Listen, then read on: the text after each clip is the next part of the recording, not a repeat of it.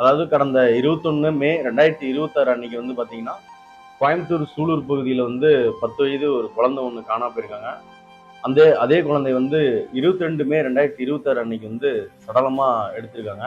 அதாவது பாலியல் வன்கொடுமை பண்ணி அந்த குழந்தைய வந்து கொடூரமான முறையில கொலை பண்ணியிருக்காங்க. அதாவது சொல்ல முடியாத விதத்துல அந்த கொலை வந்து கொடூரமான முறையில இருந்திருக்கு.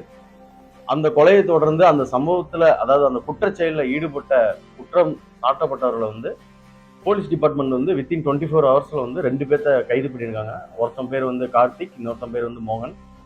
அதாவது வந்து போலீஸ் எதன் அடிப்படையில் இவங்களை கைது பண்ணியிருக்காங்கன்னு அவங்க தரப்புல சொல்றாங்கன்னா, சிசிடிவி ஃபுட்டேஜ் மற்றும் அதர் டெக்னிக்கல் ஒர்க்கை பயன்படுத்தி தான் இந்த 2 அக்யூஸ்டையும் கைது பண்ணியிருக்காங்க. கைது பண்ண 2 அக்யூஸ்டுக்கும் வந்து ரிமாண்ட் பண்ணி இப்ப ஜெயிலில் இருக்காங்க. அதுல வந்து ஒருத்தருக்கு வந்து தப்பிச்சு போகும்போது வலது கையும் வலது காலும் உடஞ்சிருக்கிறதா ரிப்போர்ட் பண்ணியிருக்காங்க.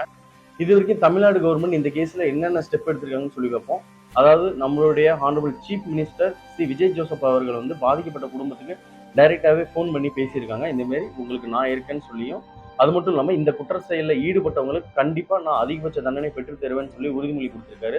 அது மட்டும் இல்லாம பாதிக்கப்பட்ட குடும்பத்துக்கு வீடு இல்லைன்னு சொன்னதுனால அவங்களுக்கு வீடு கட்டத்தர ஏற்பாடும் பண்ணியிருக்காங்க.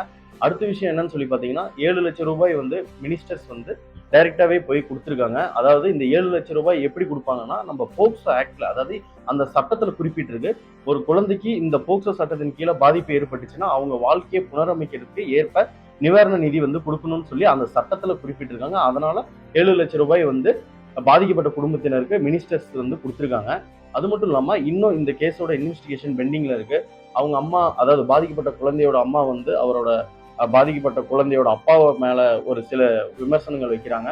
ஸோ இன்வெஸ்டிகேஷன் பெண்டிங்ல இருக்கு. அவங்க 2 பேர் அரெஸ்ட் ஆன 2 பேரோட போனை சீஸ் பண்ணியிருக்காங்க. அந்த போன்ல இருக்கக்கூடிய கால் ரெக்கார்ட்ஸா இருக்கட்டும், போட்டோஸ், வீடியோஸ், யார் யாருக்கு லிங்க் இருக்கு இல்ல யார் யாருக்கு லிங்க் இல்ல என்ன ஏதுன்னு இன்னும் இன்வெஸ்டிகேஷன் கம்ப்ளீட் ஆகாத நிலையில இருக்கு.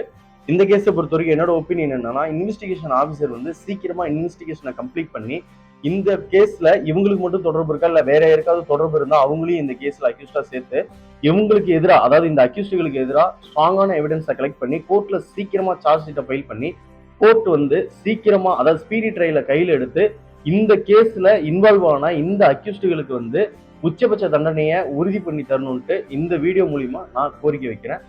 பெத்தவங்க தான் குழந்தைய பாதுகாக்கணும், அதுதான் அவங்க கடமை நீங்க நினைச்சீங்கன்னா தப்பு. ஒவ்வொரு தனி மனிதனும் ஒவ்வொரு குழந்தைகளுக்கு ஏற்ற பாதுகாப்பான சுற்றுச்சூழலையும் சமுதாயத்தையும் நம்ம அமைச்சு தர வேண்டிய இடத்துல கட்டாயம் இருக்கும்.